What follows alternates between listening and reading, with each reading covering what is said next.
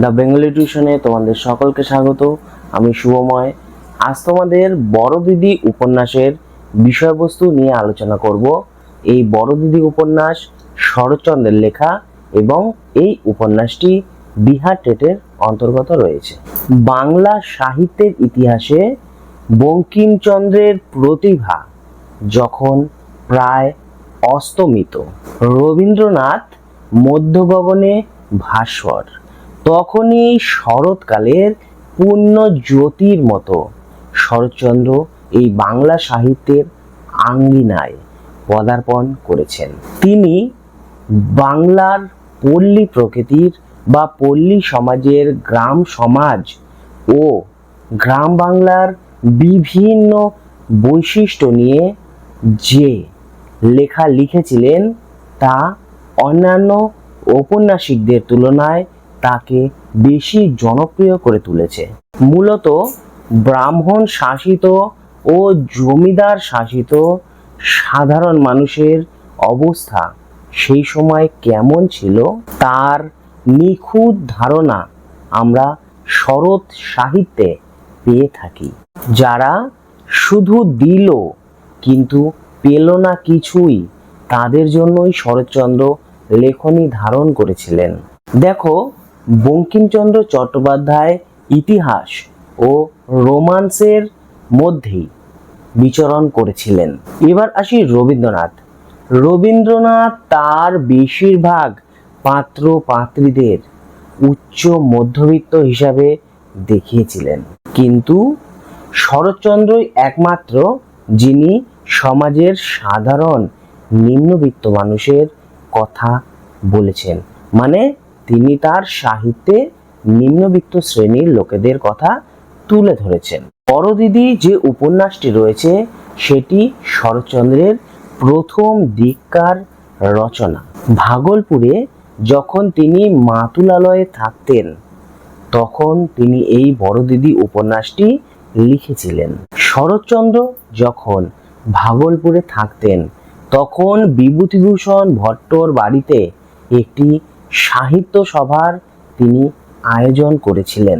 শরৎচন্দ্রের এক বাল্যবন্ধুর নাম আমরা ইতিহাসে পেয়ে থাকি, তার নাম ছিল সৌরীন্দ্রমোহন মুখোপাধ্যায়। তিনি ভাগলপুর গিয়েছিলেন এবং ভট্টর বাড়ি থেকে তিনি শরৎচন্দ্রের কিছু লেখা সঙ্গে করে কলকাতায় নিয়ে এসেছিলেন পড়বার জন্য। তিনি মোটামুটি শরৎচন্দ্রের অনেক রচনাই পড়েছিলেন, তার ভালো লেগেছিল বড় দিদি এবং তিনি এই বড় দিদি যে উপন্যাসটি তার একটি পাণ্ডুলিপি লিখে নিজের কাছে রেখে দিয়েছিলেন এবং তারপর অরিজিনাল পাণ্ডুলিপি এবং তার সাথে আরো যে সমস্ত কিছু নিয়ে এসেছিলেন সবগুলি আবার ভাগলপুরে ভট্টর কাছে পাঠিয়ে দিয়েছিলেন।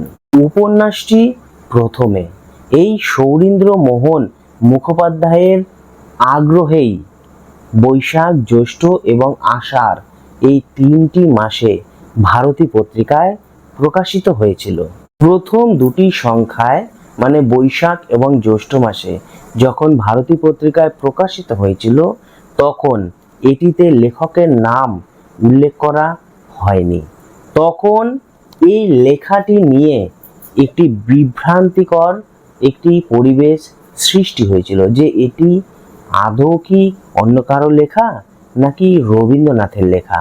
ঠিক তারপরে আষাঢ় সংখ্যায় যখন এই উপন্যাসটি আবার প্রকাশিত হয় তখন সেটি শরৎচন্দ্র চট্টোপাধ্যায়ের নাম নিয়ে প্রকাশিত হয়েছিল। 1913 খ্রিস্টাব্দে যমুনা পত্রিকার সম্পাদক ফণীন্দ্রভূষণ পাল শরৎচন্দ্রের অনেক নিষেধ করা সত্ত্বেও এই উপন্যাসটি প্রকাশিত করেছিলেন। এই বড় দিদির পরবর্তী একটি উপন্যাস হলো পরিণীতা, যা 1914 খ্রিস্টাব্দে প্রকাশিত হয়েছিল। এই বড় দিদি উপন্যাসের আমরা কয়েকটি মহিলা চরিত্রের নাম প্রথমে জেনে নেব। এই উপন্যাসের প্রধান যদি নারী চরিত্র কাউকে বলা হয়ে থাকে সেটি হলো বড় দিদি বা মাধবী। এছাড়াও এই উপন্যাসের অন্যান্য নারী চরিত্রগুলি হলো মনোরমা মানে মাধবীর ছোটবেলাকার বন্ধু। প্রমীলা, ইনি ছিলেন মাধবীর ছোট বোন। শান্তি, ইনি ছিলেন সুরেন্দ্রনাথের স্ত্রী। এছাড়াও সুরেন্দ্রনাথের বিমাতা, কয়েকটি দাস দাসী, মাধবীর ভাতৃজায়া প্রভৃতি নারী চরিত্র এই উপন্যাসে আছে। এছাড়াও এই উপন্যাসের কয়েকটি পুরুষ চরিত্রের পরিচয় আমরা জেনে নেই। প্রথমে তো সুরেন্দ্রনাথ, এই উপন্যাসের মূল কেন্দ্রীয় চরিত্র বা নায়ক। এছাড়াও রায় মহাশয়কে আমরা দেখতে পাই, ইনি ছিলেন সুরেন্দ্রনাথের পিতা। ব্রজরাজ লাহিড়ী, তিনি ছিলেন বড় দিদির পিতা। শিবচন্দ্র, ইনি ছিলেন মাধবীর ছোট ভাই। যোগেন্দ্রনাথ, বড় দিদির স্বামী। মাথুর বাবু, জমিদার সুরেন্দ্রনাথের ম্যানেজার ছিলেন তিনি। রামতনু সান্যাল, মাধবীর শ্বশুর মহাশয় তিনি ছিলেন। সন্তোষ কুমার, মাধবীর ননদের পুত্র তিনি। এছাড়াও মনোরমার স্বামী, মেডিকেল কলেজের এক ছাত্র শিবচন্দ্র মানে মাধবীর দাদা প্রভৃতি ছেলে চরিত্র বা পুরুষ চরিত্রকে আমরা এই উপন্যাসে দেখতে পাই। এবার আমরা উপন্যাসের বিষয়বস্তু নিয়ে আলোচনা করব। দেখো, প্রথমেই বলে রাখি, এই উপন্যাসটি 10টি অধ্যায় বা 10টি পরিচ্ছেদে বিভক্ত। আমি প্রত্যেকটি পরিচ্ছেদকে আলাদা আলাদা করে বিশ্লেষণ করব, মানে 1 থেকে 10 পর্যন্ত 1, 2, 3, 4 করে প্রভৃতি পরিচ্ছেদকে আমি আলোচনা করব। তাহলে চলো প্রথম পরিচ্ছেদ নিয়ে আমরা শুরু করি। প্রথম পরিচ্ছেদের উল্লেখযোগ্য ঘটনা হলো পরনির্ভরশীলতা কাটাতে মূলত বিমাতার অতি যত্নের হাত থেকে রক্ষা পেতে সুরেন্দ্র বাড়ি থেকে পলায়ন করেছিল। ব্যাপারটা একটু খোলসা করে দিই তোমাদের সামনে। দেখো, এই উপন্যাসের কেন্দ্রীয় চরিত্র হলো সুরেন্দ্রনাথ। তিনি ছিলেন পিতার একমাত্র পুত্র, মানে পিতার একটি মাত্র পুত্রই হলেন সুরেন্দ্রনাথ, এবং পিতা ছিলেন জমিদার এবং বড় একজন উকিল। দেখো, টাকা পয়সার তেমন অভাব ছিল না তাদের, কিন্তু ওই যে বিমাতার অতি যত্নের ফল, এবং বাবা তাকে মনে করতো যে সে এখনো সেই ছোট্ট ছেলেটিই আছে, হয়তো সে বড় হয়নি। এগুলির ফলেই সুরেন্দ্রনাথকে একটি গণ্ডিবদ্ধ জীবনের মধ্যে বসবাস করতে হতো। দেখো, একটি ছেলে যার 20 বছর বয়স, সে MA পাশ করেছে, তারপর যখন সে বিলেতে যাওয়ার কথা তুলেছে, মানে বাবার কাছে বলেছে, তখন তার বাবা তাকে বিলেত যেতে দেয়নি, কারণ ছেলে অতটা চালাক চতুর নয়। এই ধরনের আবদ্ধ অবস্থায় সুরেন্দ্রনাথ বসবাস করত। এই আবদ্ধতার হাত থেকে রক্ষা পাওয়ার জন্যই সুরেন্দ্রনাথ কলকাতায় পালিয়ে গিয়েছিল। এটি হলো প্রথম পরিচ্ছেদের আলোচনার বিষয়। দ্বিতীয় পরিচ্ছেদ, এটির মূল বিষয়বস্তু হলো কলকাতায় সুরেন্দ্রের আগমন এবং ব্রজনাথের বাড়িতে সুরেন্দ্রের আশ্রয় লাভ ও প্রমীলার শিক্ষক হিসাবে সুরেন্দ্রনাথের নিযুক্ত হওয়া। ব্যাপারটি আরেকটু খোলসা করে তোমাদের সামনে বলে দেই।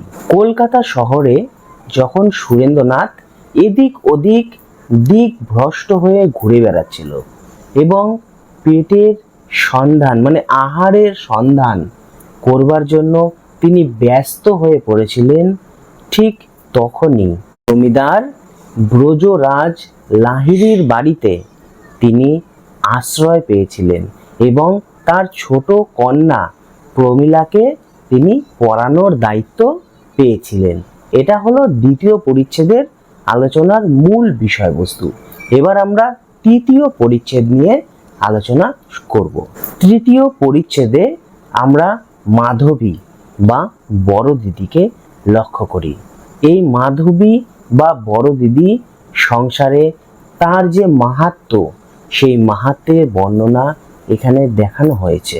16 বছর বয়সী মাধবী বিধবা এবং তিনি তার বাবার বাড়িতে আশ্রয় পেয়েছে এবং সেখানে তিনি কল্পতরুর মতো থাকতেন।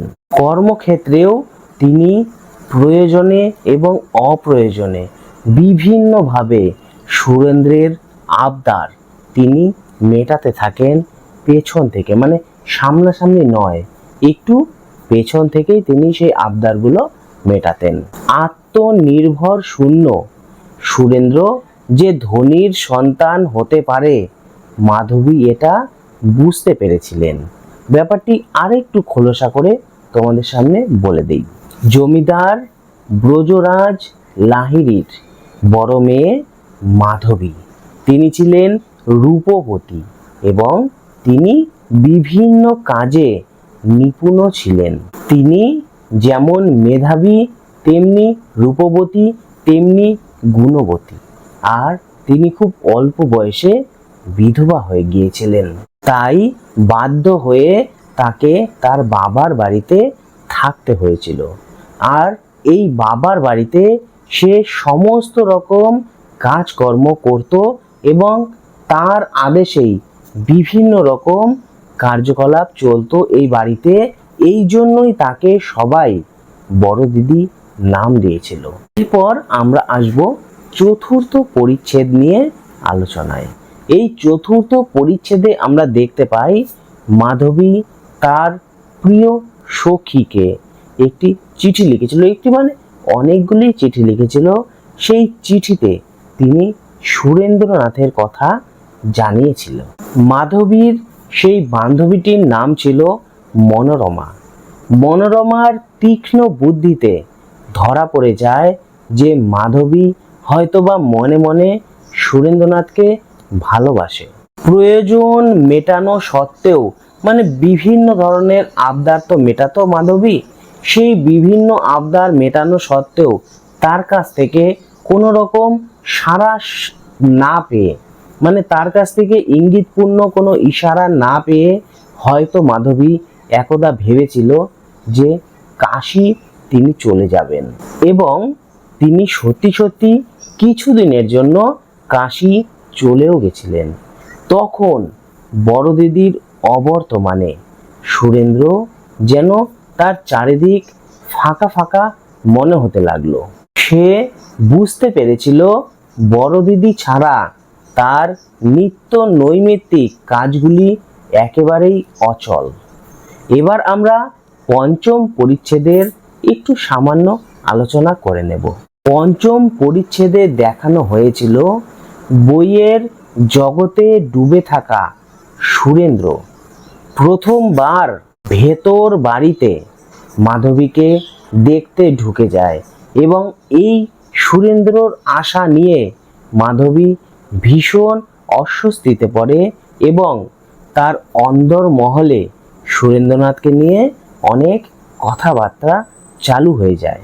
সমস্ত দাস দাসী মহলে হাসার বা হাসাহাসির একটি রবও পড়ে যায়। আসলে সুরেন্দ্রনাথ এতদিন প্রমীলাকে কিছুই পড়ায়নি, শুধু পড়াতে গিয়েছিলেন বইকি, কিন্তু কোনো কিছুই পড়াননি। এই ব্যাপারটি যখন ধরা পড়ে যায় বা সবার সামনে চলে আসে, তখন প্রমীলা আর সেই সুরেন্দ্রর কাছে পড়তে যেত না।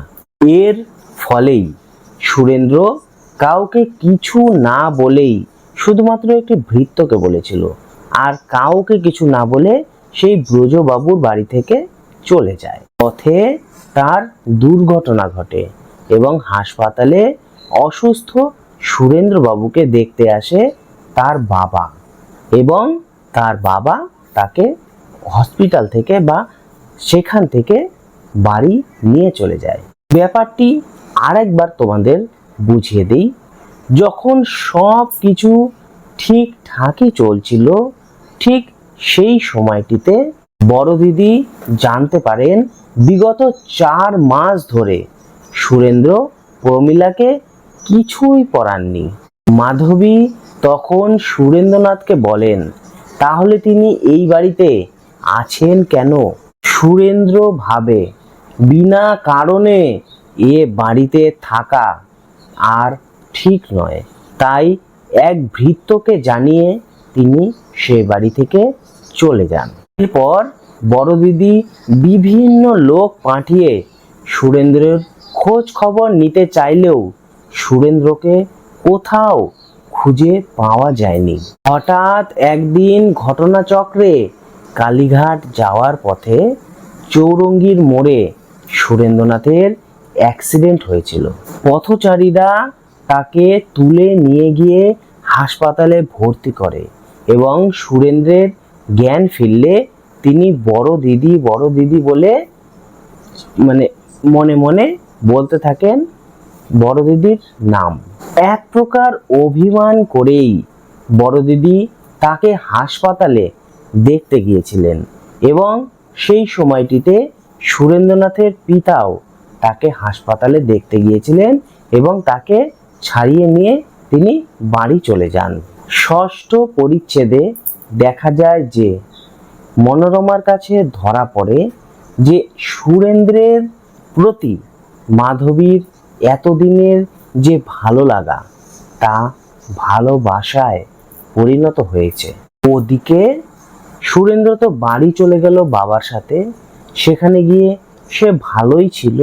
আর তারপর তার মাতামহের মৃত্যু ঘটে এবং মাতামহের মৃত্যুর পর সে প্রচুর সম্পত্তি বা বলতে পারো জমিদারি তার হাতে চলে আসে এবং তখন সে শান্তি নামক একটি মেয়েকে বিয়ে করে ও জমিদার পদে আসীন হয়েছিল। এবার আসবো আমরা সপ্তম পরিচ্ছেদের আলোচনায়। সপ্তম পরিচ্ছেদে দেখা যায় সুরেন্দ্রের উদাসীনতায় ও তার ম্যানেজার মাথুরের চালাকির ফলে বা বলতে পারো মাথুরের অত্যাচারে জমিদারির যে গ্রামগুলি ছিল সেই গ্রামগুলিতে হাহাকার পড়ে যায় এবং গ্রামবাসীর কাছে জমিদার সুরেন্দ্র অত্যাচারী ও ব্যভিচারী জমিদার হিসাবে প্রতিপন্ন হয়। দিকে বড় দিদির কথা শান্তিকে সুরেন্দ্রনাথ জানিয়ে দেয়। শান্তি বড় দিদির কথা জানতে পেরে সে কিছুটা অভিমান করে বসে সুরেন্দ্রের প্রতি, কিন্তু সুরেন্দ্র শান্তির সেই অভিমান বুঝতেই পারেনি। সুরেন্দ্রকে আমরা চিরকালই এমনই দেখে এসেছি, সে যেন প্রতিটি বিষয়ে অনভিজ্ঞই ছিল। এবার আমরা অষ্টম পরিচ্ছেদ নিয়ে আলোচনা করব। এই পরিচ্ছেদে দেখা যায় মাধবী তার বাবার মৃত্যুর পর ভাতৃজায়ার যে কটাক্ষ, সেই কটাক্ষ সহ্য করতে না পেরে কলকাতার বাড়ি পরিত্যাগ করেছিল। পিতৃহীন মাধবী তার শ্বশুরের ভিটেতে সন্তোষ নামক এক ভাগ্নেকে নিয়ে দীর্ঘ 7 বছর পর পদার্পণ করেছিল। আর এই বাড়ি এখন যে জমিদারের অধীনস্থ হয়েছিল তার নাম হলো সুরেন রায়। প্রতিবেশীদের পরামর্শে এবং চাটুর্যে মশাইয়ের কারসাজিতে মাধবী ভরা যৌবনে আবার কাশীতে চলে যাওয়ার সিদ্ধান্ত নিয়েছিল। আরেকটু খোলসাভাবে তোমাদের কাছে আলোচনা করে দেই। ব্রজরাজ লাহিড়ীর মৃত্যুর পর সমস্ত দায়িত্ব তার ছেলে শিবচন্দ্রের কাঁধে গিয়ে পড়েছিল। ফলে ধীরে ধীরে বড় দিদির গুরুত্ব হারিয়ে যায় সেই পরিবার থেকে। এরকম পরিস্থিতিতে বড় দিদি ঠিক করেছিল তার ননদের পুত্র সন্তোষ কুমারকে সঙ্গে নিয়ে তিনি তার শ্বশুর বাড়িতে চলে যাবেন এবং তার শ্বশুরের যতটুকু সম্পত্তি রয়েছে তা পুনরায় উদ্ধার করে সম্পূর্ণ সন্তোষ কুমারকে দিয়ে তার ভবিষ্যৎ তিনি গড়ে তুলবেন। শ্বশুর বাড়িতে গিয়ে তিনি জানতে পারেন তার শ্বশুরের এক আত্মীয় বিধু চাটুর্যে সেই বাড়ি অধিকার করে রয়েছে। ফলে মাধবী ফিরে আসাতে তার ভীষণ সমস্যা হয়েছিল। আরেকটি ব্যাপার আমরা এখানে জানতে পারি যে মাধবীর শ্বশুর বাড়ি যে অংশে পড়ে সেখানকার জমিদার হলো সুরেন্দ্র, এবং সুরেন্দ্রের ম্যানেজার ছিল কে বলতো? মাথুর বাবু।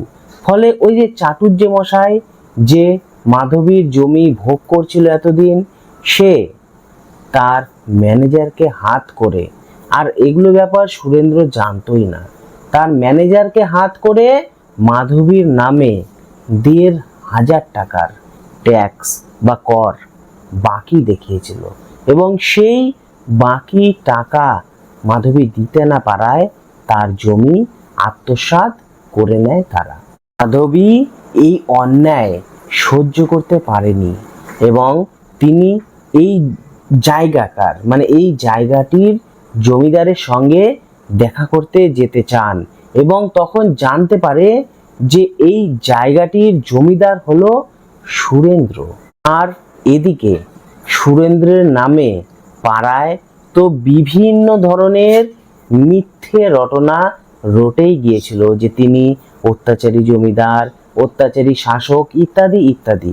মাধবী সুরেন্দ্রনাথ সম্পর্কে এসব কথা জানতে পেরেছিলেন কারো মারফত, এবং তখন ভাবলেন যে সুরেন্দ্রনাথ যেহেতু অন্য পথে চলে গিয়েছে, তাই তার সাথে দেখা করে আর লাভ নেই, আমার জায়গা পুনরুদ্ধার হবে না, এবং তিনি তখন কাশী চলে যাওয়ার সিদ্ধান্ত নিয়েছিলেন।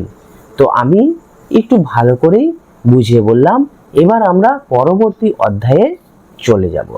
নবম পরিচ্ছেদে দেখা যায় সুরেন্দ্রনাথ নিজে থেকেই তার জমিদারের কাগজপত্র দেখাশোনার কাজ শুরু করেছিল। মানে তার এতদিন পর জ্ঞান হয়েছিল যে না, জমিদারিটি ঠিকভাবে চালনা করা উচিত। কিন্তু সুরেন্দ্রনাথ ছিল অসুস্থ। 5 বছর আগে সেই কালীঘাটে তার যে দুর্ঘটনা ঘটেছিল, সেখানে মনে ও প্রাণে সে যে আঘাত পেয়েছিল, সেই আঘাত তার এখনো সেরে ওঠেনি। কাগজ ঘাঁটতে গিয়ে সে জানতে পারে যে বড় দিদির সর্বস্ব যা ছিল সব কিছু তার জন্যই নিলাম হয়ে গিয়েছে। তখন নিজের ভুল বুঝতে পেরে শারীরিক অবস্থা খারাপ হওয়া সত্ত্বেও ঘোড়ায় চেপে ও পদব্রজে মাধবীর নৌকাটি যেই ঘাটে লাগানো ছিল সেই ঘাটের উদ্দেশ্যে তিনি রওনা হয়েছিলেন। মাধবী যখন নৌকাতে শায়িত অবস্থায় ছিল মানে শুয়েছিল, তখন সেই শায়িত অবস্থায় তিনি সুরেন্দ্রনাথের ডাক শুনতে পান এবং তিনি অবাক হয়ে গিয়েছিলেন, এবং তাদের নৌকা ঘাটে নিয়ে যেতে তিনি মাঝিকে নির্দেশ দিয়েছিলেন। ততক্ষণে সুরেন্দ্রনাথ রক্ত বমি করে মাটিতে লুটিয়ে পড়েছিল। মাধবী ও মাঝিরা তাকে তুলে নিয়ে বাড়িতে নিয়ে আসে এবং তার স্ত্রী শান্তিকে খবর দেওয়া হয়। পরবর্তী মানে যে পরিচ্ছেদটি 10 নাম্বার, এটি শেষ পরিচ্ছেদ, সেটি একটু দেখে নেই। 10ম পরিচ্ছেদে দেখা যায় সমস্ত প্রার্থনা মানে সবাই মিলে প্রার্থনা করেছিল যেন সুরেন্দ্রনাথ বেঁচে যায় এই যাত্রায়, কিন্তু সমস্ত প্রার্থনা ও ডাক্তারের চেষ্টাকে বিফল করে মাধবীর কোলে মাথা রেখে ও শান্তির কোলে পা রেখে সুরেন্দ্রনাথ মারা যায়। দেখো, বড় দিদি উপন্যাসটির বিষয়বস্তু ছিল এইটুকুই। এর যে 10টি অধ্যায়, এই 10টি অধ্যায়কেই আমি ছোট ছোট পর্বে ভাগ করে আলোচনা করে দিয়েছি।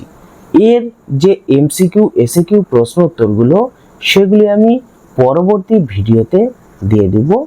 আজ এই ভিডিওটি এটুকুই। খুব তাড়াতাড়ি আমি ওই ভিডিওটিও তৈরি করে দেব। তাহলে দেখা হবে খুব তাড়াতাড়ি। সবাই ভালো থেকো।